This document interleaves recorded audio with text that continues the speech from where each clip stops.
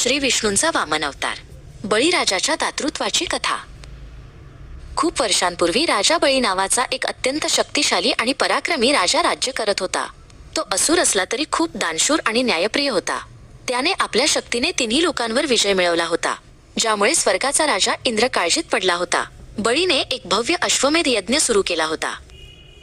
देवांना आपली सत्ता जाण्याची भीती वाटू लागली, म्हणून ते भगवान विष्णूंना शरण गेले. विष्णूंनी जगामध्ये संतुलन राखण्याचे आश्वासन दिले.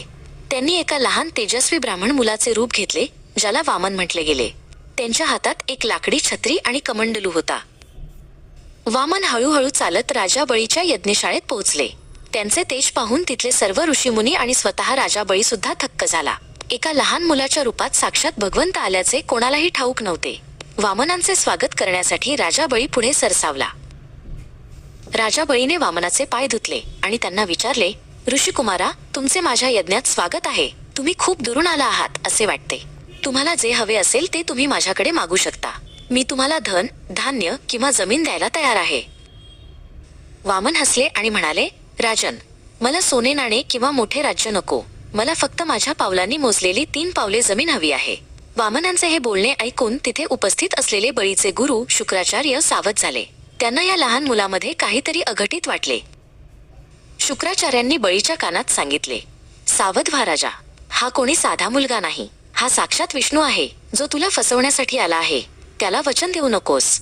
पण बळीराजाने आपल्या गुरूंचे ऐकले नाही. दिलेला शब्द मोडणे माझ्या धर्मात बसत नाही, असे त्याने ठामपणे सांगितले. राजा बळीने दान देण्याचा संकल्प करण्यासाठी आपल्या हातातील पाण्याचे पात्र घेतले. त्याने वामनाच्या हातावर पाणी सोडून 3 पावले जमीन देण्याचे वचन दिले.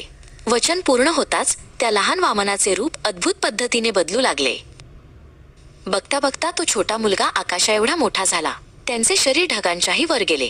वामनांनी आपले विशाल त्रिविक्रम रूप धारण केले होते. त्यांचे एक पाऊल जमिनीवर होते आणि दुसरे पाऊल अंतरिक्षात पसरले होते. सर्वजण हे दृश्य पाहून चकित झाले. वामनांनी आपल्या पहिल्या पावलात संपूर्ण पृथ्वी व्यापली. दुसऱ्या पावलात त्यांनी संपूर्ण स्वर्गलोक व्यापला. आता तिसरे पाऊल ठेवण्यासाठी संपूर्ण ब्रह्मांडात जागा उरली नव्हती.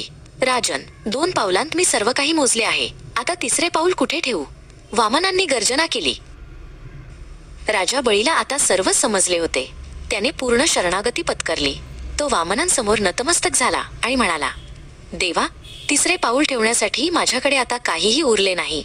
कृपया हे तिसरे पाऊल माझ्या मस्तकावर ठेवा. बळीचा अहंकार पूर्णपणे गळून पडला होता.